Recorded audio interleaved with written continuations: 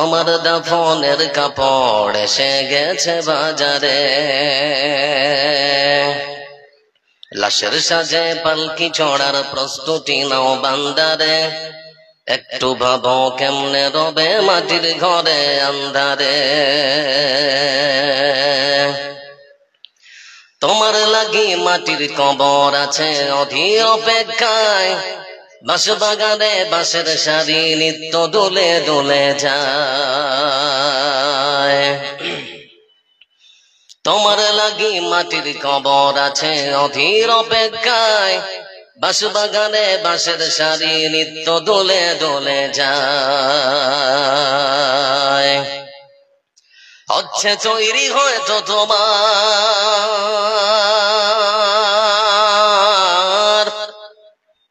হচ্ছে তৈরি হয়তো তোমার তোর গোলাপ সুরমারে। হয়তো কাফনের কাপড় এসে গেছে বাজারে, তোমার দাফনের কাপড় এসে গেছে বাজারে। লাশের সাজে পালকি চড়ার প্রস্তুতি নাও বান্দারে। একটু ভাবো কেমনে রবে মাটির ঘরে আন্ধারে। যেই পানিতে গোসল দিবে কুসুম গরম করিয়া, সেই পানি আর বড়ই পাতা আছে তৈরি খাটিয়া। যেই পানিতে গোসল দিবে কুসুম গরম করিয়া, সেই পানি আর বড়ই পাতা আছে তৈরি খাটিয়া। আজরাইলকে কবু বন্ধু, আজরাইলকে কবু বন্ধু ফাঁকি দেয়া যায় না রে। হয়তো কাফনের কাপড় এসে গেছে বাজারে, তোমার দাফনের কাপড় এসে গেছে বাজারে। লাশের সাজে পালকি চড়ার প্রস্তুতি নাও বান্দারে। একটু ভাবো কেমনে রবে মাটির ঘরে আন্ধারে।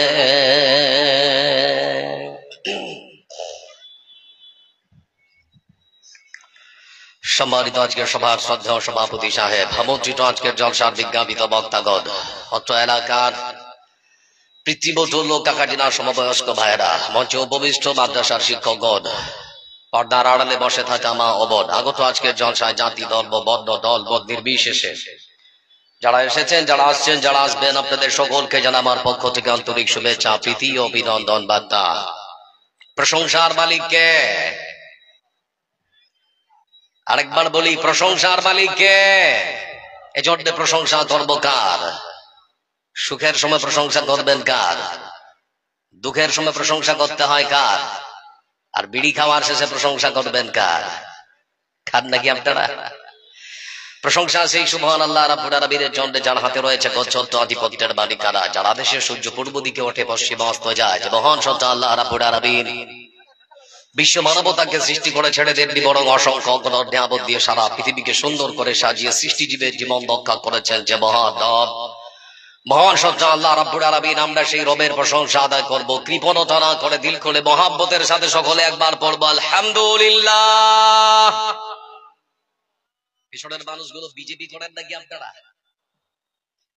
আমরা ফুটবল খেলা দেখেছি, যা সত্যতা বা হাকিকত হলো লাঠির কম্পিটিশন। কোন ছেলে ফুটবলটাকে সজোরে পায়ে আঘাত করে যদি বল দিতে পারে, বাইরের দর্শক তখন গোল বলে চিৎকার দেয়। বসে থাকা কোন মানুষের এটা প্রমাণ করতে পারেন যে সেই চিৎকারে নেকি হতে পারে? কেউ বলতে পারবেন? হাদিসের পরিভাষায় শব্দ এসেছে তামলাউল মিজান। আল্লাহর প্রশংসা আদায় করতে গিয়ে কেউ যদি আলহামদুলিল্লাহ বলে, বান্দার আমলের দাঁড়িপাল্লাকে মহান রব হাসরের ময়দানে নেকি দিয়ে পরিপূর্ণ করে দেবে। তাহলে আলহামদুলিল্লাহ যদি বলি তো লাভ না লস? বাঙালি লাভে না লসে? আরেকবার প্রমাণ হোক দেখি, আরেকবার আল্লাহর প্রশংসা আদায় করবো আলহামদুলিল্লাহ। শান্তি বর্ষিত হোক তার পক্ষ থেকে, তার বর্ণিত, তার প্রেরিত পৃথিবীর সর্বসেরা মহামানব বিশ্বনবী মুহাম্মদ মুস্তাফা সাল্লাল্লাহু আলাইহি ওয়াসাল্লামের উপরে আল্লাহুম্মা সাল্লি আলাইহি ওয়া সাল্লিম বারিক আলাইহি। আমি আপনাদের অনেকের কাছে চেনা, অনেকের কাছে অচেনা অতিথি, অনেকটা পথ অতিক্রম করে আপনাদের কাছে ছুটে এসেছি আপনাদের ডাকে। আল্লাহ কি না পারেন, এমন একটা অবস্থার মধ্য দিয়ে আজকে হয়তো দিনটা পার হয়েছে। যে মাদ্রাসার কমিটি সিদ্ধান্ত নিতে বাধ্য হয়েছিল যে আজকে জালসা হয়তো হবে না, নাকি? কিন্তু আল্লাহ তিনি সবকিছুই পারেন, তিনি তিনি সর্বশক্তিমান। আপনাদেরকে জিজ্ঞেস করছি, কেমন আছেন আপনারা? পেছনের মানুষগুলো এবার কেমন আছেন আপনারা? লক্ষ্য করে দেখুন, আমাদের ভারতবর্ষকে বলা হয় ধর্ম নিরপেক্ষ দেশ। সে স্বাধীন ভারতবর্ষের সংবিধান আমাদেরকে আমাদের ধর্ম পালন করার স্বাধীনতা দেয়। আমাদের ধর্ম পালন করার ক্ষেত্রে আমাদের ধর্ম পালনে কেউ হস্তক্ষেপ করতে পারে না। ভারতবর্ষের সংবিধানের 25 থেকে 29 নাম্বার ধারার প্রত্যেকটা অনুচ্ছেদে প্রত্যেকটা মানুষের ব্যক্তিগত স্বাধীনতার কথা বলা হয়েছে। প্রশ্ন করছি আপনাদেরকে, স্বাধীন ভারতবর্ষে মুসলমানদের স্বাধীনতা কোথায়? স্বাধীন ভারতবর্ষে মুসলমানেরা বিশ্বনবী মুহাম্মদ মুস্তাফা সাল্লাল্লাহু আলাইহি ওয়াসাল্লামের নাম মুখে উচ্চারণ করলে তাদেরকে জেলখানায় ধরে বন্দী করা হয়। খবর আছে না আপনাদের কাছে? আমার বন্ধুরা, স্বাধীন ভারতবর্ষে আমরা লক্ষ্য করে দেখেছি লাউড স্পিকারের নামে কোন মসজিদ থেকে যদি কোন মুয়াজ্জিন উচ্চ স্বরে লাউড স্পিকারে আজান দেয়, তাহলে পরে আমরা দেখি সে মুয়াজ্জিনকে ধরে নিয়ে গিয়ে জেলখানায় বন্দী করা হয়। তাকে ছাড়ার বিনিময়ে 2 লক্ষ টাকা নেওয়া হয়। আমরা দেখেছি ভারতবর্ষের সব থেকে বড় রাজ্য উত্তরপ্রদেশের মাটিতে সম্ভাল জেলায় মসজিদ সার্ভের নাম করে বন্ধু আমার 5 জন তরতাজা মুসলমানকে পরিকল্পনা করে খুন করা হয়েছে। কে করবে বিচার? যারাই রক্ষক তারাই ভক্ষক। এজন্য যারা বসে আছেন আজকে আপনারা দেখছেন, স্বাধীন ভারতবর্ষ ছেড়ে দিন উত্তরপ্রদেশ আজকে আমাদের পশ্চিম বাংলার মাটিতে এমন কিছু নেতা আছে যারা বিদ্বেষমূলক কথাবার্তা বলে, আছে না নেই? তার মধ্যে একটা হচ্ছে অর্জুন সিং। সকালে কোন্দল করে আর সন্ধ্যায় কোন্দল করে সে নিজেও জানে না। আপনাদের কাছে খবর আছে না নেই গো? এক ভরা সভা মঞ্চে দাঁড়িয়ে এই লোকটা বলছে যে ইসলাম ধর্মের মধ্যে ধর্ষণ করাটাকে খুব বড় কোনো অপরাধ বলে মনে করা হয় না। এটা আপনারা বিশ্বাস করেন?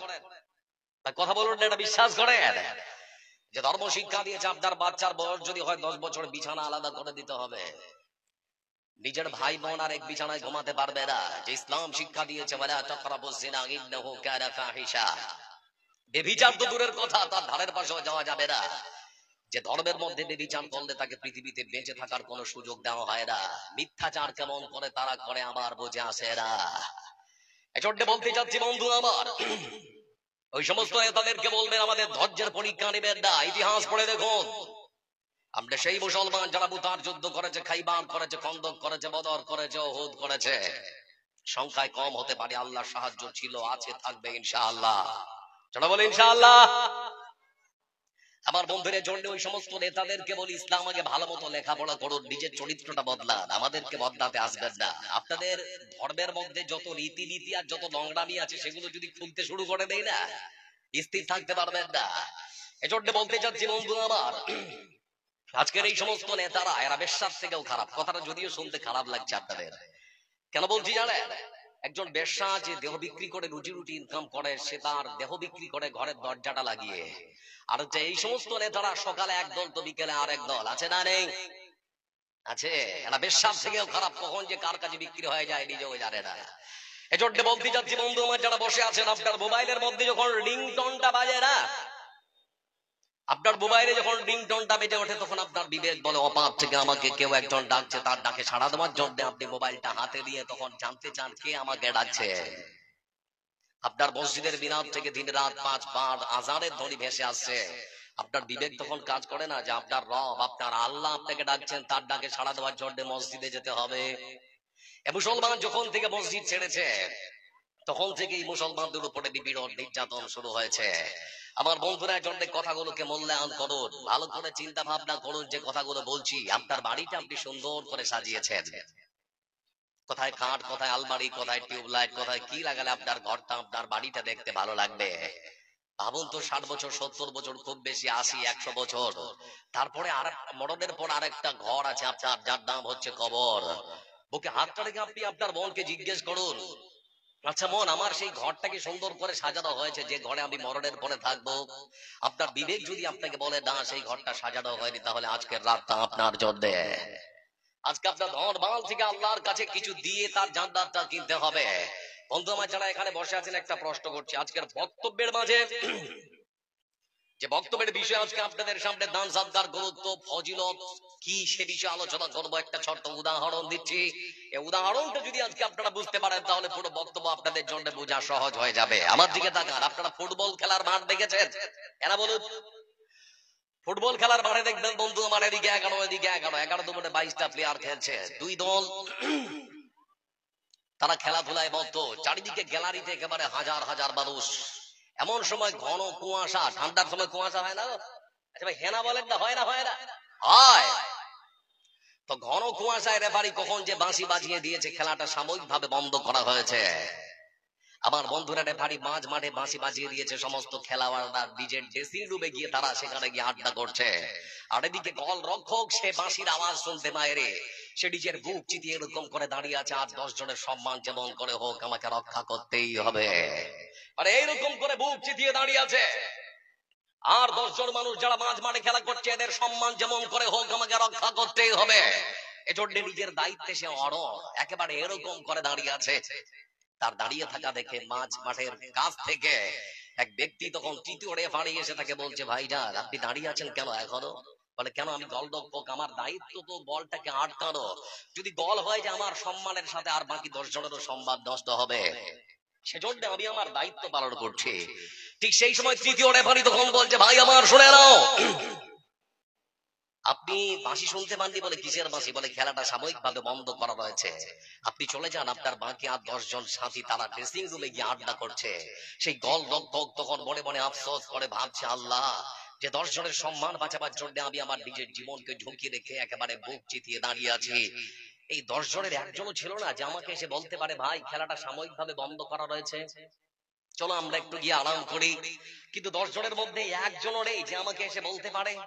মনটা তখন খুব আফসোস করলো, মনটা খুব খারাপ হলো। যারা এখানে বসে আছেন আপনার পরিবার পরিজন, আপনার পরিবারের মধ্যে 8 জন 10 জন 12 জন 15 জন লোক আছে, তাদের মুখে হাসি ফোটাবার জন্য, তাদেরকে মানুষের মতো মানুষ করার জন্য, তাদের মুখে খাবার তুলে দেওয়ার জন্য দিন রাত আপনারা হাড় ভাঙা পরিশ্রম করছেন। বন্ধু আমার চিন্তা করে দেখুন, কিন্তু মরার সঙ্গে সঙ্গে সেই সমস্ত মানুষেরা আপনাকে পর বলে মনে করবে, কেউ আর আপনার কাছে দাঁড়াবে না। কার জন্য এত কিছু করছেন বন্ধু আমার? এজন্য আজকে আল্লাহ রাব্বুল আলামিন আপনাকে যখন ধন দিয়েছেন, যেমন করে হোক আল্লাহ জান্নাত খানা কেনার চেষ্টা করবো ইনশাআল্লাহ। যেটা বলে ইনশাআল্লাহ। আমার বন্ধুরা, সেজন্য আজকে আপনাদের সামনে শোনাবো, আজকে যে মাদ্রাসা দেখতে পাচ্ছেন না, অনেকে বলে এটা ফকিরি বিদ্যা, বলে না, বলেন এরকম মানুষ আছে না? অথচ অনেক মাদ্রাসার শিক্ষকেরা যায় তাদের বাড়ির দরজায় দরজায়, দায়িত্ব ছিল আমাদের তাদের মানে মাদ্রাসায় এসে মালটা পৌঁছে দেওয়া, কিন্তু আমরা তো দিই না, উল্টে আবার কথা ছড়িয়ে দেয়। এরকম মানুষ বলে আপনাদের এলাকায় নেই নাকি? আছে তো বন্ধু আমার, লক্ষ্য করে দেখুন, আপনাকে আল্লাহ রাব্বুল আলামিন ধন দিয়েছে, মাল দিয়েছে, জান্নাত কেনার সুযোগ দিয়েছে। জান্নাত কিনতে হবে মৃত্যুর পূর্বেই। এজন্য ধারাবাহিক ভাবে এখন আপনাদের সামনে আয়াতগুলো এবং হাদিসগুলো নিয়ে আসছে, আমার দিকে লক্ষ্য করে দেখুন, ভালো করে তাকান। মহান সত্য আল্লাহ রাব্বুল আলামিন তিনি বলেন, مثل الذين ينفقون أموالهم في سبيل الله كمثل حبة أنبتت 7 سنابل في كل سنبلة। ভাই আমার, সামান্য বৃষ্টি আমি যদি থাকতে পারি আপনারা পারবেন না? হ্যাঁ বলে, মানুষ কত অসহায়, একটু বৃষ্টি হলেও আমরা পালাই। একটু ভাই খাবেন, একটু দাঁড়া। আল্লাহ রাব্বুল আলামিন তিনি পবিত্র কোরআন কারীমের মধ্যে বলেছেন, বান্দারা শুনে নাও, আর অসংখ্য মানুষেরা তোমরা ভালো করে শুনে নাও, সেই সমস্ত মানুষেরা যারা তাদের গচ্ছিত সম্পদ থেকে, ধন থেকে, মাল থেকে, টাকা থেকে, পয়সা থেকে যারা আমার রাস্তায় খরচ করে, মাদ্রাসায় যারা দেয়, মসজিদের জন্য যারা খরচ করে, তাদের উদাহরণ উপমা দৃষ্টান্তটা হলো ঠিক সেরকম। একটা গমের দানা হলো যেরকম, গমের দানা যেরকম আপনারা যারা দান করেন তাদের উদাহরণটা হচ্ছে ঠিক সেরকম। কেন বন্ধু আমার, লক্ষ্য করে দেখবেন বন্ধু আমার, এই পৃথিবীর বুকে যারা কৃষি কাজ করে, সেই সমস্ত কৃষকেরা উর্বর কোন জমিতে কোন মাটি দিয়ে যদি একখানা গমের বীজ বপন করে দেয় বন্ধু আমার, সেই গম থেকে লক্ষ্য করে দেখবেন 5টা 7টা 10টা পর্যন্ত গাছ হয় না? হয় না? লক্ষ্য করে দেখবেন যে 5টা 7টা 10টা পর্যন্ত গাছ হয়ে গেছে। আল্লাহ রাব্বুল আলামিন তিনি এখানে বলেছেন, কোন একজন আল্লাহর বান্দা উর্বর কোন জমিতে একখানা গমের দানা ফেলে দিয়েছে, সেই একখানা গমের বীজ থেকে আল্লাহ রাব্বুল আলামিন তিনি 7খানা গাছ দিয়েছেন। প্রত্যেকটা গমের গাছে আল্লাহ রাব্বুল আলামিন 100 করে গমের দানা দিয়েছেন। একটা গাছে যদি হয় 100, আমার বন্ধুরা তাহলে পরে 7টা গাছে কত? 7টা গাছে কত? 700। আল্লাহ রাব্বুল আলামিন তিনি আমার বলেন বান্দা আমার ভান্ডারে কোনো কিছুর কম নেই, আমি চাইলে এর থেকেও বেশি দিতে পারি। যারা এখানে বসে আছেন আপনারা হয়তো মনে করবেন আমি তো বেশি সম্পদ বেশি টাকা নিয়ে জালসা শুনতে আসিনি, আমি আল্লাহর রাস্তায় 1 টাকা দান করতে পারবো। আমার বন্ধুরা আপনি আপনার গচ্ছিত সম্পদ থেকে আল্লাহর রাস্তায় 1 টাকা যদি দান করে থাকেন তাহলে আল্লাহ রাব্বুল আলামিন আপনার সেই সম্পদকে বাড়িয়ে 1 টাকা থেকে 7 টাকা, আবার 7 টাকাকে বাড়িয়ে আল্লাহ রাব্বুল আলামিন 700 টাকা পর্যন্ত নেকি দিতে পারে। পারে না পারে না? আল্লাহ কোনো কিছুর কম হয়ে যাবে? আমার বন্ধুরা জন্য বলতে যাচ্ছি যারা তাদের গচ্ছিত সম্পদ থেকে আল্লাহর রাস্তায় দান করে বন্ধু আমার, তাদের সম্পদ কখনো কমে না, বরং আল্লাহ রাব্বুল আলামিন তিনি বাড়িয়ে দেন। এজন্য রাসূল সাল্লাল্লাহু আলাইহি ওয়াসাল্লামের সাহাবীরা যখনই শুনেছেন এই সমস্ত কোরআনে কারিমের আয়াত, তারা তাদের গচ্ছিত সম্পদ থেকে যেমন করে হোক আল্লাহর জান্নাত কারা কেনার চেষ্টা করেছেন। আবু বকর সিদ্দিক রাদিয়াল্লাহু তাআলা আনহু তিনি দেশের প্রধানমন্ত্রী। বৃষ্টি থেমে গেছে তো নাকি ভাই? এবার বসে যায়, যারা দাঁড়িয়ে আছে ভাই একটু বসে যায়, বসে যায় সোনা আমার, বসে যায়। ইনশাআল্লাহ আল্লাহ রাজি থাকলে সেরকম বৃষ্টি হবে না, ভয়ের কোনো কারণ নেই ভাই, আমার একটু বসে যায়। লক্ষ্য করে দেখুন বন্ধু আমার, আবু বকর সিদ্দিক রাদিয়াল্লাহু তাআলা আনহু তিনি দেশের প্রধান সেবক, প্রধানমন্ত্রী হয়েছেন। কিছুদিন যেতে না যেতেই বন্ধু আমার তার রাজ্য দেশের মধ্যে দুর্ভিক্ষ দেখা দিয়েছে, মানুষ খেতে পায় না, না খেয়ে তারা রাত কাটায়। তো দেশের প্রধানমন্ত্রী মনে মনে ভাবছেন কি করি, কি করে মানুষের মুখে খাবার তুলে দেয়। হঠাৎ করে বন্ধু আমার সকালবেলা তিনি দেখতে পাচ্ছেন মদিনার সদর পথ থেকে সদর রাস্তা দিয়ে, মদিনার যে প্রধান রাস্তা সেই রাস্তা দিয়ে সারিবদ্ধ হয়ে আমার বন্ধুরা অনেকগুলো উট মদিনার ভেতরে প্রবেশ করছে, আর প্রত্যেকটা উটের পিঠে 5টা 7টা করে গমের বস্তা চাপানো আছে। এটা দেখার পর মদিনার ব্যবসায়ীরা মনে মনে ভাবলো এই বিশাল বড় গমের চালানটা কার? আমরা বিশাল বড় গমের চালানটা কিন্তু মানুষের কাছে বেশি লাভ্যাংশে আমরা বিক্রি করে দেবো, আমাদের অনেকটা মুনাফা হবে। খবর দিয়ে বন্ধু আমার তারা জানতে পারলো বিশাল বড় গমের চালানটা যার, তার নাম হলো হযরত উসমান রাদিয়াল্লাহু তাআলা আনহু। হযরত উসমান রাদিয়াল্লাহু তাআলা আনহুর কাছে তারা পৌঁছলো। সেখানে গিয়ে তারা তখন বলতে শুরু করে যে হুজুর আপনার বিশাল বড় গমের চালানটা আমরা কিনতে এসেছি, বিক্রি হবে নাকি? উসমান রাদিয়াল্লাহু তাআলা আনহু তিনি তখন বললেন ভাই আমার গমের চালানটা বিক্রি করব, তবে তোমাদেরকে বলতে হবে তোমরা কত টাকা আমাকে লাভ দিবে। বিনা লাভে বিক্রি করব না, কত টাকা লাভ দিবে বলো। লোকেরা তখন বলল আমরা আপনাকে 50% লাভ দেব। হযরত উসমান রাদিয়াল্লাহু তাআলা আনহু তিনি তখন বলছেন ভাই আমার এই সামান্য লাভে তোমাদেরকে বিক্রি করব না, কারণ আমাকে এমন একজন কথা দিয়েছেন যিনি আমাকে 1 টাকায় 7 টাকা, আবার 7 টাকায় 700 টাকা তিনি লাভ দিতে চেয়েছেন। তোমরা যদি এর থেকে বেশি লাভ দিতে চাও তাহলে বলো, বিক্রি হবে না হলে বিক্রি হবে না। হযরত উসমান রাদিয়াল্লাহু তাআলা আনহুর কথা শুনে বন্ধু আমার ওই সমস্ত ব্যবসায়ীরা তখন বলতে শুরু করেছে হুজুর আপনার কাছে জানতে চাচ্ছি মদিনার মাটিতে এমন কোন ব্যবসায়ী আছে যে আপনার কাছে 1000 টাকা লাভ দিয়ে আপনার গম কিনতে পারে? আমাদের পক্ষে সম্ভব নয়, পারবো না, তবে আপনাকে 1 টাকায় 7 টাকা, 7 টাকায় যে 700 টাকা লাভ দিতে চেয়েছে আপনার কাছে একবার জানতে চাচ্ছি তার দামটা কি? আমার বন্ধুরা হযরত উসমান রাদিয়াল্লাহু তাআলা আনহু তিনি তখন বলতে শুরু করেছেন ও ভাই আমার শুনে নাও, আমাকে 1 টাকা যে 7 টাকা, আবার 7 টাকায় যে 700 টাকা লাভ দিতে চেয়েছেন যিনি আর কেউ নন, আকাশ আর জমিনের স্রষ্টা মহান স্রষ্টা আল্লাহ রাব্বুল আলামিন। আমি আমার আল্লাহর কাছে আমার বিশাল বড় গমের চালানটা বিক্রি করে দিয়েছি।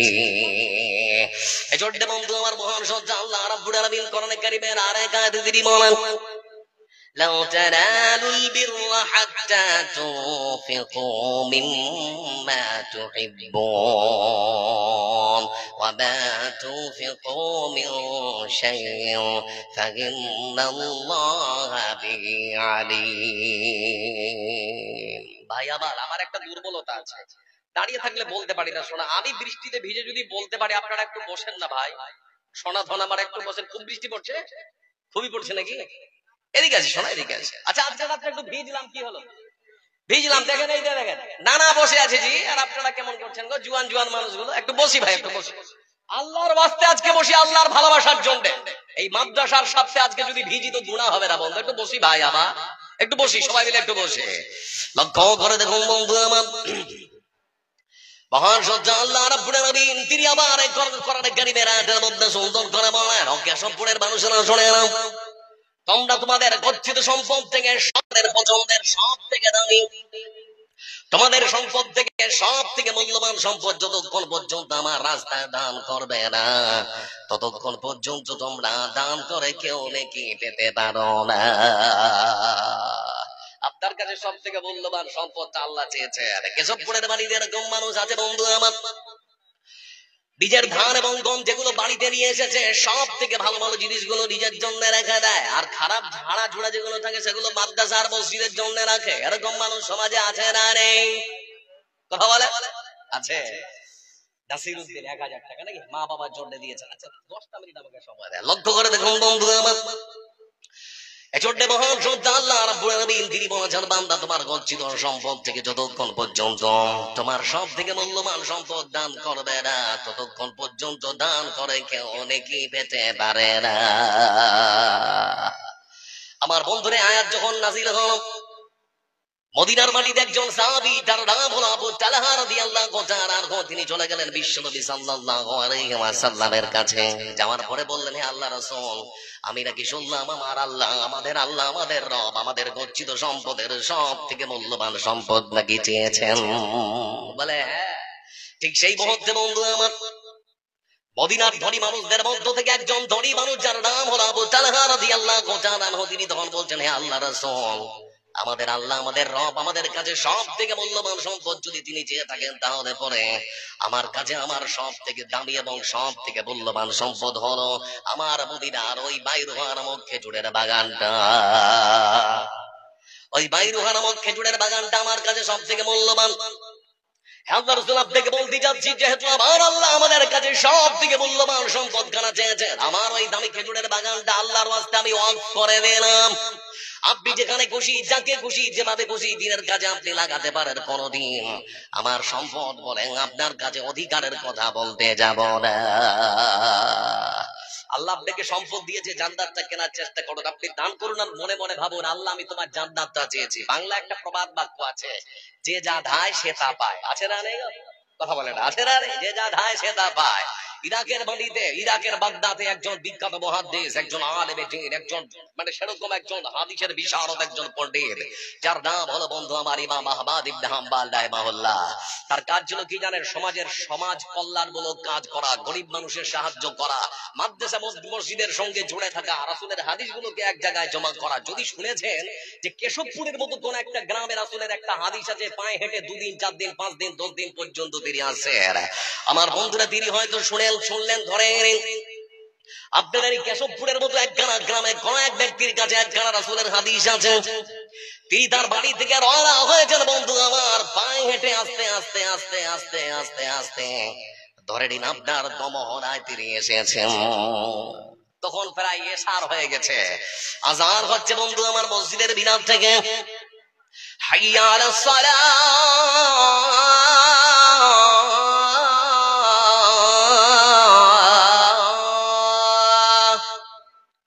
সমুদ্র কণ্ঠে তিনি যখন মসজিদের মিনার থেকে আযান শুনতে পেয়েছেন, মসজিদের মধ্যে তিনি প্রবেশ করলেন। ঠান্ডা পানিতে ওযু করার পর তিনি সুন্দর করে নামাজে দাঁড়ালেন। নামাজ শুরু হলো বন্ধু, কিছুক্ষণের মধ্যে নামাজ শেষ হলো। সালাম দিয়ে তাসবিহ তাহলিল জিকির আজকার করার পর, সুন্নত নামাজ পড়ার পর বন্ধু আমার যে যার মতো সবাই যে যার মতো বাড়িতে চলে গেল।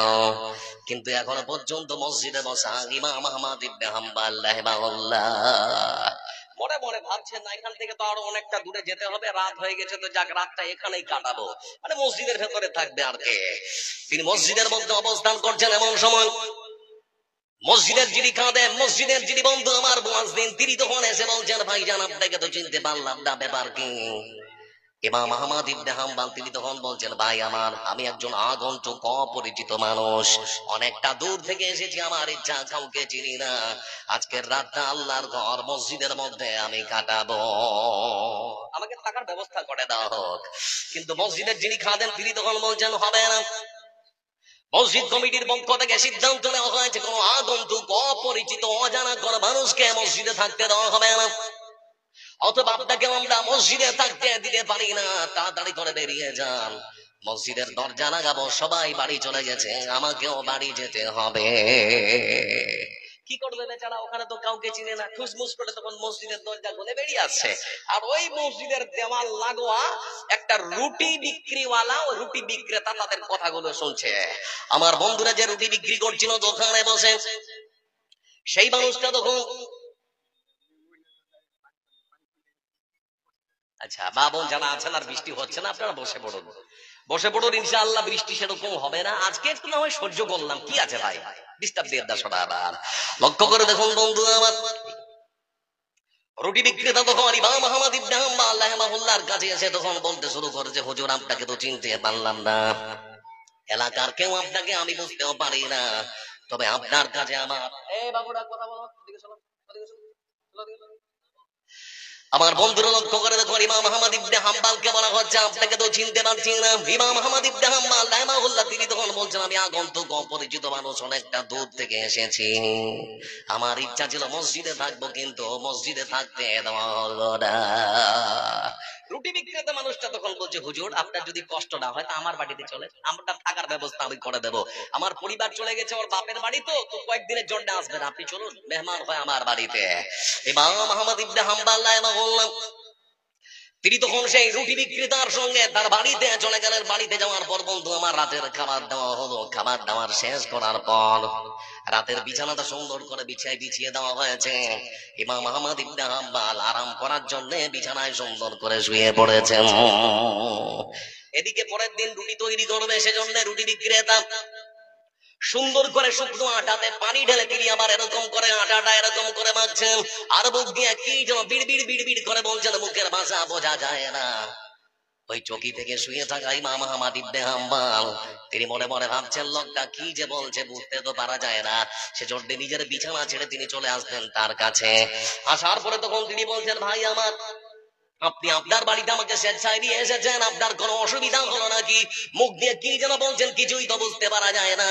ওই ইমাম আহমদ ইবনে হাম্বল রাহিমাহুল্লাহর কথা শুনে রুটি বিক্রেতা তখন বলছে, হুজুর আপনি বেয়াদবি নেবেন না, আপনাকে নিয়ে আসতে পেরে আমার মনটা খুবই খুশি, তাহলে পরে মুখ দিয়ে কি বলছেন বোঝা তো যায় না। রুটি বিক্রেতা তখন বলছে, হুজুর আমি সময় নষ্ট করব না, সেজন্য কাজ করার ভাগেও আমি আমার আল্লাহর জিকির আজকার করছি, আমি পড়ছি সুবহানাল্লাহ, আলহামদুলিল্লাহ, লা ইলাহা ইল্লাল্লাহ, আল্লাহু আকবার। আমি এরকম করে আল্লাহর জিকির আজকার করছি, আমার রুটিটাও মাখা হয়ে যাচ্ছে, এরকম করে আমি আল্লাহর জিকির আজকার করে থাকি। ইমাম আহমদ ইবনে হাম্বল রাহিমাহুল্লাহ তিনি তখন বলছেন, ভাই আমার শুনে নাও, এই মতো করে জিকির আজকার করে তোমার কোনো উপকার হয়েছে নাকি? ওই রুটি বিক্রেতা তখন বলে, হুজুর আমি এই মতো করে জিকির করে আপনাকে বলবো কি, আমি আমার আল্লাহর কাছে যখন যা চেয়েছি তাই পেয়েছি। জীবনের সর্বশেষ আমার একখানা চাওয়া আছে, আমার জীবনের সর্বশেষ একখানা চাওয়া আছে, বলে সেটা কি? বলে আমি নাম শুনেছি একজন বিখ্যাত মুহাদ্দিস, একজন আলেম, এটি ইরাকের বাগদাদ শহরে যার জন্ম, যার নাম হলো ইমাম আহমদ ইবনে হাম্বল রাহিমাহুল্লাহ। বেশি বেশি করে জিকির আজকার করবে, আমার আল্লাহকে ডেকে বলে, রব্বুল আলামিন মৃত্যুর আগ পর্যন্ত ওই বিখ্যাত মানুষটার সঙ্গে আমার একটা বার হলেও যেন দেখা হয়ে যায়।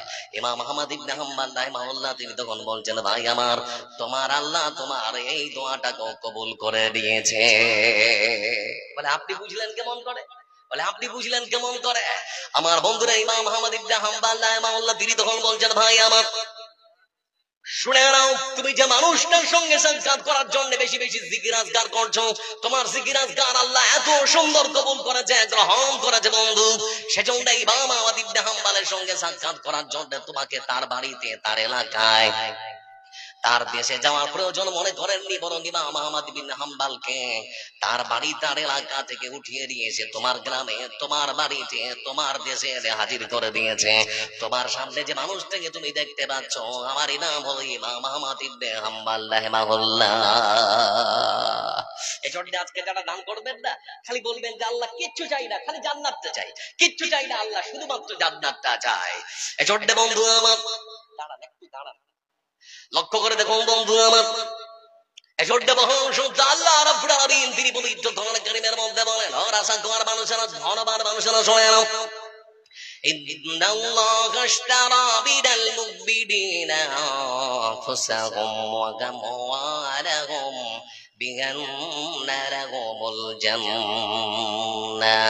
যারা এখানে বসে আছেন বন্ধু আমার, যারা ধনবান, যাদেরকে আল্লাহ ধন সম্পদ দিয়েছে, মহান সত্য আল্লাহ রাব্বুল আলামিন তিনি বলেছেন রাসা কওয়াম ও কেশবপুরের মানুষেরা তোমরা শুনে নাও, আমি মহান সত্য আল্লাহ রাব্বুল আলামিন তোমাদের কাছ থেকে দুটো সম্পদ কিনে নিয়েছি, তোমাদের সব থেকে দুটো মূল্যবান সম্পদ, তোমাদের জানকে কিনে নিয়েছি, তোমাদের মালকে কিনে নিয়েছি।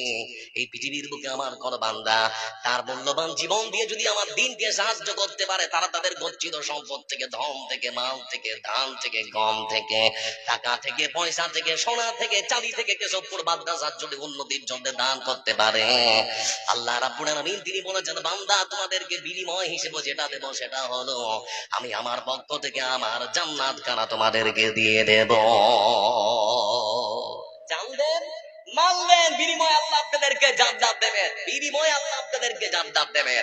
আচ্ছা, যারা এখানে বসে আছেন আপনাদেরকে প্রশ্ন করছি, আজ থেকে 20 বছর আগে আপনাদের যে অবস্থা ছিল এখন তার থেকে ভালো না খারাপ? সবাই কথা বলেন না, ভালো না খারাপ? আল্লাহ আপনার যে বডিটাকে, সুস্থ শরীরটা দিয়েছে, এর মূল্য কেউ দিতে পারবে? এরা বলেন, এর মূল্য কেউ দিতে পারবে? আমাদের পশ্চিম বাংলার মাটিতে একটা জেলা আছে, হুগলি জেলা, নাম শুনেছেন? হ্যাঁ বলেন না, নাম শুনেছেন তো? হুগলি জেলার চুচুড়া হাসপাতালের পার্শ্ববর্তী একটা গ্রাম আছে। আমার বন্ধুরা কলম পত্রিকার প্রতিবেদনে দেখছিলাম যে বাবা বেশ ধনী মানুষ, তার পরিবারকে নিয়ে এরকম একটা ডাইনিং টেবিলে খেতে বসেছে। তো খাচ্ছে মাছ আর ভাত, বাঙালির যেটা প্রধান খাদ্য। খেতে খেতে খেতে খেতে বন্ধু আমার হঠাৎ করে বুকের বাম পাঁচড়ে প্রচন্ড ব্যথা। তার বড় ছেলেকে তখন থেকে বলছে, বেটা ব্যথা সহ্য করতে পারি না, তাড়াতাড়ি করে আমাকে হাসপাতালে নিয়ে যাওয়া হলে হয়তো আমি মরে যাব। বাড়িতে ছিল গাড়ি, তাড়াতাড়ি করে বন্ধু আমার চুচুড়ো সদর হাসপাতালে দিয়ে গেল। সেখানে গিয়ে ইসিজি করা হলো, ইসিজি করা হলো, রিপোর্ট করা হলো, বুকের পরীক্ষা করা হলো। কিছুক্ষণ পর রিপোর্ট দেখার পর ডাক্তার তখন তার বড় ছেলেকে বলছে, ভাই আপনার বাবার বুকের 22 সার্জারি করতে হবে, হার্টের 22 সার্জারি করতে হবে। আমাদের যে রক্তের নালী, সেই নালী মানে তার বাবার রক্তের নালীতে চর্বি জমে গেছে, সেজন্য শ্বাস দিতে কষ্ট হচ্ছে। বুকের মধ্যে যে হার্ট, সেই হার্ট বিটের 22 সার্জারি না করলে আপনার বাবা যে কোনো সময় হার্ট অ্যাটাক করে মারা যেতে পারে। তো বড় ছেলে তখন বলছে, স্যার দেরি করছেন কেন, তাড়াতাড়ি করে অপারেশন শুরু করেন। বলে, আমাদের এখানে সেরকম কোনো প্রযুক্তি নেই, এটা সরকারি হাসপাতাল, নিয়ে চলে যাও তাড়াতাড়ি করে তোমার বাবাকে কলকাতার কোন নার্সিং হোমে। আমার বন্ধুরা তাড়াতাড়ি করে সেখান থেকে রেফার করে তার বাবাকে নিয়ে চলে যাওয়া হচ্ছে কলকাতার সিটি নার্সিং হোমে। সেখানে নিয়ে যেতে সময় কয়েক ঘন্টা লাগলো। তারা সেখানে গিয়ে উপস্থিত হলো রাত তখন 8:30। কটা? রাত 8:30। কিছুক্ষণ পরীক্ষা নিরীক্ষা করার পর, রিপোর্ট দেখার পর বন্ধু আমার সেখানকার ডাক্তাররা বলছে হার্টের অবস্থা খুবই খারাপ, এই হার্টের 22 সার্জারি না করলে আপনার বাবাকে বাঁচানো যাবে না। ঠিক সেই মুহূর্তে 9টার সময়, রাত 9টার সময় তার বাবাকে তখন ঢোকানো হচ্ছে অপারেশন থিয়েটারে, ওটিতে, অপারেশন থিয়েটারে। ঢোকানোর পর তার বাবার বুকটাকে চিরেছে, ফেড়েছে, কেটেছে। আমার বন্ধুরা সময় লেগেছে 2.5 ঘন্টা। জোরে বলি, কত ঘন্টা? 2.5 ঘন্টা সময় লেগেছে। এই 2.5 ঘন্টা নানান রকম প্রযুক্তি, নানান রকম যন্ত্রপাতি ব্যবহার করে তার বাবার বুকটাকে চিরার পর যখন অপারেশন সাকসেস, আবার তখন বুকটাকে সুন্দর করে সেলাই করে দিয়েছে। 4 দিন পর তার বাবাকে যখন হাসপাতাল থেকে ছাড়ছে, তো বুড়ো 70 বছরের মানুষ থেকে এরকম একটা হুইল চেয়ারে বসিয়ে দিয়েছে, আর পাশে তার বড় ছেলে দাঁড়িয়ে আছে। এমন সময় একটা ডাক্তার এসে, সে হাসপাতালের একজন কর্মকর্তা, একজন দায়িত্ববান মানুষ এসে তখন বিল ধরিয়ে দিচ্ছে তার বড় ছেলেকে। তো বড় ছেলের হাতে কাগজটা দেখতে পেয়ে তখন তার বাবা বলছে, বেটা কি ওটা? বলে, আপনার অপারেশন এবং থাকার বিল। বলে, দেখো একটু আমি দেখি, দেখো একটু আমি দেখি। বৃদ্ধ 70 বছরের মানুষটা যখন হাতে নিয়েছে, উপর থেকে দেখতে দেখতে দেখতে দেখতে টোটাল বিলের তখন সংখ্যাটা দেখে, অ্যামাউন্ট দেখে ঝরঝর ঝরঝর করে কাঁদতে শুরু করেছে। আমার বন্ধুরা পাশেই দাঁড়িয়েছিল এক ডাক্তার। ওই বৃদ্ধ বাবজির চোখের কান্না দেখে তিনি তখন বলতে শুরু করেছেন, বাবজি ব্যাপার কি, কাঁদছেন কেন? আপনার চোখে জল আসার কারণ কি? যদি মনে করেন বিলটা বেশি হয়েছে, তাহলে পরে আমরা ডাক্তাররা একটু বিবেচনা করব, সম্ভব হলে পরে আপনার বিলটা কমাবো। কাঁদছেন কেন, কি ব্যাপার কান্না করার? 70 বছরের ওই বৃদ্ধ মানুষটা তখন বলে, বেটারে, বেটা ডাক্তার, এই বিশাল বড় যে অ্যামাউন্ট, যে অঙ্ক তোমরা কষেছো আমার অপারেশনের জন্য, সেটা দেখার জন্য আমি কাঁদছি না। তাহলে পরে কাঁদছেন কেন, কান্না করার কারণ কি? আমার বন্ধুরা ঠিক সেই সময় তখন বৃদ্ধ বাবজি আমার বলতে শুরু করেছে, বেটা ডাক্তার শুনে নাও, আমার কান্না করার আসল যেটা কারণ, আমার কান্না করার আসল কারণ যেটা, সেটা হলো তোমরা শুধুমাত্র ডাক্তাররা আমার হার্টবিট কে সচল রাখার জন্য অপারেশন করতে গিয়ে সময় নিয়েছো 2.5 ঘন্টা। এই 2.5 ঘন্টা আমার হার্টবিট কে সচল রাখার জন্য তোমরা নানান রকম প্রযুক্তি ব্যবহার করেছো, নানান রকম যন্ত্রপাতি ব্যবহার করেছো। নানান রকম যন্ত্রপাতি ব্যবহার করে আমার হার্টটা যেন সংকোচন সম্প্রসারণ বন্ধ না হয়ে যায়, আমার হার্টবিট যেন থেমে না যায়, সেজন্য তোমরা নানান রকম প্রযুক্তি ব্যবহার করেছো শুধুমাত্র আমার 2.5 ঘন্টা আমার হার্টবিট কে বাঁচিয়ে রাখার জন্য। তোমরা ডাক্তাররা বিল কষেছো 8 লক্ষ টাকা। মনে মনে চিন্তা করছি যে মহান সত্য আল্লাহ রাব্বুল আলামিন 70 বছর ধরে পৃথিবীর বুকে আমাকে আজ পর্যন্ত বাঁচিয়ে রেখেছেন। সেই মহান সত্য আল্লাহ রাব্বুল আলামিন আজ পর্যন্ত আমার কাছে 1 টাকারও বিল ধরায়নি। সেজন্য মনে মনে চিন্তা করছি এই পৃথিবীর বুকে শুধুমাত্র 2.5 ঘন্টা হার্টবিটকে সচল রাখার জন্য যদি বন্ধু তোমরা কষ্টে পারো বিল 8 লক্ষ টাকা, 70 বছর ধরে যে মহান সত্য আল্লাহ রাব্বুল আলামিন আমার জীবনটাকে বাঁচিয়ে রাখার জন্য আমার হার্টবিটকে সচল রেখেছেন, তাহলে 70 বছরের বিল না জানি কত কোটি টাকা হতে পারে। এজন্য আল্লাহর কাছে শুকরিয়া আদায় করতে করতে কখন যে ঝরঝর করে কেঁদে দিয়েছি বলতে পারবো না। বলছি না বন্ধু আমার, যারা এখানে বসে আছেন আজকে আপনার ধন দিয়ে যে কোনো মূল্যে আপনি আল্লাহর শুকরিয়া আদায় করতে করতে এই নিয়তটা করুন যে আল্লাহ শুধুমাত্র জান্নাতটা চাই, শুধুমাত্র জান্নাত চাই, আর কিচ্ছু চাই না। এই যে আয়াতটা আপনাদেরকে পড়লাম, এই আয়াতটা সবেমাত্র খালি এসেছে, এমনি সময় একটা ঘটনা ঘটে গেল মদিনার বাড়িতে। এক এতিম বাচ্চা বন্ধু আমার, এক এতিম বাচ্চা, সেই এতিম বাচ্চা আর একটা ছোট্ট খেজুরের বাগান আছে, সেই বাগানটার মধ্যে কয়েকটা খেজুরের গাছ আছে, কয়েকটা খেজুরের গাছ বাঁকা হয়। তার প্রতিবেশী আবু লুবাবার দিকে ঝুঁকে পড়েছে। তো যখনই খেজুর পাড়তে যায়, আপনারা বিরক্ত হচ্ছেন নাকি? আপনারা বিরক্ত হচ্ছেন? বৃষ্টি থেমেছে তো নাকি? আলহামদুলিল্লাহ বলি একবার, সবাই বলে আলহামদুলিল্লাহ। তো বলছি বন্ধু আমার যে কথা, ওই ছোট্ট এতিম বাচ্চার কয়েকটা খেজুরের গাছ এরকম করে বাঁকা হয়ে গেছে তার প্রতিবেশী আবু লুবাবার দিকে। তো যখন খেজুর পাড়তে যায় তখন আবু লুবাবা এটা ওটা কথা সরিয়ে দেয়। তো মনে মনে ভাবলো খেজুরের ডাল কেটে বেড়া তুলে দেবো, কেউ আমাকে কিছু বলতে পারবে না। তো খেজুরের ডাল কেটে এরকম করে বেড়া দিচ্ছে। তো দিতে দিতে দেখা গেল তার প্রতিবেশী আবু লুবাবার একটা গাছ তার বেড়া ঠিক মাঝামাঝিতে এরকম করে হয়ে গেছে আর কি। যদি দেয় তাহলে পরে বেড়াটা সোজা করে দিতে পারবে, যদি না দেয় এরকম করে বাঁকা হয়ে যাবে। তো তাকে গিয়ে তখন বলছে, ভাই আবু বাবা, তোমার তো আল্লাহ অনেক সম্পদ দিয়েছে, তো তোমার একটা খেজুরের গাছ আমাকে দিয়ে দাও, তোমার একটা খেজুরের গাছ আমাকে দিয়ে দাও। তো তখন বলছে, আমার খেজুরের গাছ আমার থাকবে বেটা, তোকে দিব কেন? দিবে না আর কি। তো একটা সমস্যা, এই সমস্যার সমাধান করার জন্য তিন বাচ্চা তখন ছুটে চলেছে বিশ্বনবী সাল্লাল্লাহু আলাইহি ওয়াসাল্লামের কাছে। রাসূলুল্লাহ সাল্লাল্লাহু আলাইহি ওয়াসাল্লামের কাছে যাওয়ার পরে বিশ্বনবীকে ডেকে বলেছেন, হে আল্লাহর রাসূল, একখানা সমস্যা দেখা দিয়েছে, আপনার কাছে এসেছি সমস্যার সমাধান করার জন্য। সেই সমস্যার সমাধান আপনাকে করে দিতে হবে। বলে কি? বলে আমি খেজুর গাছের আমার সুন্দর করে বেড়া দিচ্ছিলাম আমার বাগানে, আমি দেখলাম আমার এক প্রতিবেশী আবু লুবাবার একখানা খেজুরের গাছ আমার বেড়ার দিকে চলে এসেছে। তাকে আমি চাইলাম, তার কাছে গেলাম, অনেক অনুনয় বিনয় করলাম, সে আমাকে দিতে রাজি হয়নি। আপনি যদি আমার হয় তাকে একটু বলেন, আপনার কথা সে ফেলতে পারবে না, আমার কথা ফেলতে পারলো, আপনার কথা কখনো ফেলবে না। আল্লাহ রাসূল একটু বলুন না, বলুন না, লোকটাকে ডেকে, আপনার সাহাবীটাকে ডেকে একটু বলুন না। বলে ডাকো, তাকে ডাকা হলো বন্ধু আমার। আবু লুবাবা রাদিয়াল্লাহু তাআলা রাসূল সাল্লাল্লাহু আলাইহি ওয়াসাল্লামের কাছে যখন আসলেন, আসার পর আবু লুবাবা রাদিয়াল্লাহু তাআলা ওকে আমার রাসূল বলছে, ও আবু লুবাবা, এতিম বাচ্চাকে তুমি ওই তোমার একখানা খেজুরের গাছ দিয়ে দাও। তো বলছে, আল্লাহ রাসূল, ওকে আমি বাড়িতে বললাম যে দিব না, ফের আপনার কাছে এসেছে, মানে তো হয় না ব্যাপারটা। তাহলে আমি ওকে বাড়িতে বলেছি, আপনার কাছে এসেছে, তারপরে শুনে নেন যে দিব না। আমার গাছ আমার থাকবে, আমি দিব না। আমার বন্ধুরা কিছুক্ষণ নীরব থাকার পরে রাসূলুল্লাহ সাল্লাল্লাহু আলাইহি ওয়াসাল্লাম তিনি এবারে বলছেন, আবু লুবাবা, তোমার ওই খেজুরের গাছটা এমনিতে দিতে হবে না, কত টাকা, কত দিনার, কত দিরহাম হলে বিক্রি করবে বলো। আবু লুবাবা রাদিয়াল্লাহু তাআলা তিনি তখন বলছেন, হে আল্লাহর রাসূল, আমার গাছ আমারই থাকবে, এমনিতেও দেব না, আর আমার গাছ টাকাতেও বিক্রি করব না। ওর গাছও যদি এমনি না দেয়, টাকাতেও যদি বিক্রি না করে, আর কিছু বলার সুযোগ আছে? কেন বলেন, আছে কি? আর সুযোগ দেয়।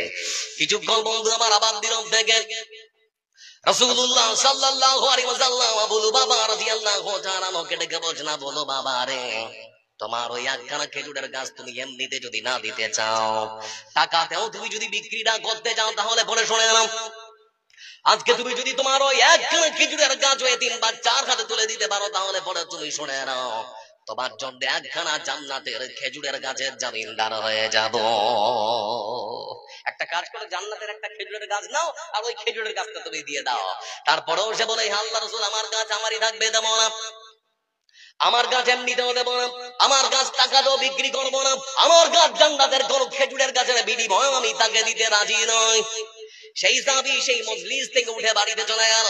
আপনারা যারা এখানে বসে আছেন, এইরকম একটা সমাবেশে বসেছিল একজন সাহাবী, যার নাম আবু দাহদা রাদিয়াল্লাহু তাআলা আনহু। কতক্ষণ চট করে উঠে দাঁড়িয়েছে, বলে, হুজুর, আমি কি একটু চেষ্টা করে দেখতে পারি? রাসূলুল্লাহ সাল্লাল্লাহু আলাইহি ওয়াসাল্লাম তিনি তখন বললেন, ও আবু দাদা, আমি আবু বাবাকে এতগুলো অফার দিলাম, এত কিছু বললাম, আমার কোনো কথাতে সে রাজি হলো না, তোমার কথা শুনবে বলে মনে হয় না। তো বলছে, হুজুর একটু চেষ্টা করলে ক্ষতি কি, দেখবি একটু চেষ্টা করে। তো বলে, যাও চেষ্টা করে দেখো। ও তখন ওই মজলিস থেকে উঠে তার বাড়ির দরজাটার সামনে এরকম করে কড়াপ দাঁড়াচ্ছে, বলে, ও ভাই আবুল বাবা, বেরিয়ে আসো, কথা আছে। আবু লুবাবা রাদিয়াল্লাহু তাআলা আনহু ভেতর থেকে তখন বলছেন, ভাই আমার কি কথা বলো? বলে, বাইরে তো আসো। যেই বাইরে এসেছে কম করে হাতটা ধরে তখন বলছে, ভাই আমার, দুনিয়ার কোনো কথা তোমার সঙ্গে বলতে আসেনি, দুনিয়ার কোনো ব্যবসা তোমার সঙ্গে করতে আসেনি, ওই একটা খেজুরের গাছ আল্লাহর রাসূল যে তোমার কাছে চেয়েছেন সেটার বিনিময়ে কথা বলতে এসেছি, সেটার সম্পর্কে তোমার সঙ্গে কথা বলতে এসেছি। ভাই আমার, যে কোনো মূল্যে ওই খেজুরের গাছটা তোমার কাছ থেকে আমাকে নিতে হবে। তখন বলছে, তোমার মাথা ঠিক আছে? বলে, আল্লাহ রাসূল এত কিছু করে বললো, আমি দিলাম না, তারপরে তুমি এসেছো, তুমি কি ভেবেছো তোমাকে দিব? ঠিক সেই সময় বন্ধু আমার আবু দাহদা রাদিয়াল্লাহু তাআলা আনহু তিনি তখন বলছেন, হো আমার ভাই আবু লুবাবা, শুনে নাও, তোমাকে বলতে যাচ্ছি, মদিনার মাটিতে সবথেকে বড় খেজুরের বাগানটা যার, তার নাম কি বলো?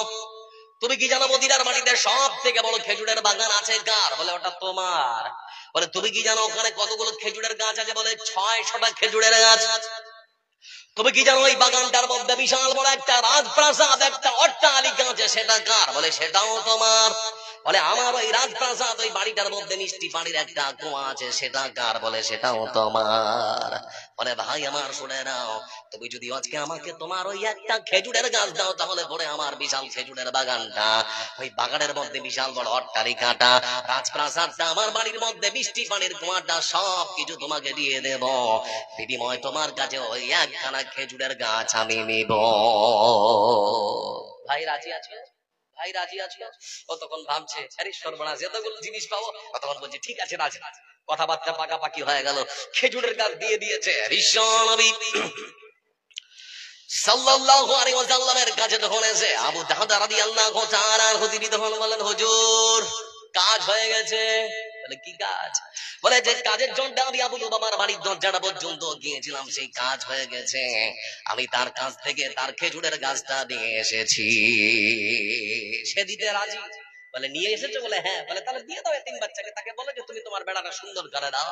বলে, না, এমনিতে দেবো না, আমি আমার ওই খেজুরের গাছটা এখন এমনি দিয়ে দিব না। বলে, তাহলে কিসের বিনিময়ে দেবে বলো?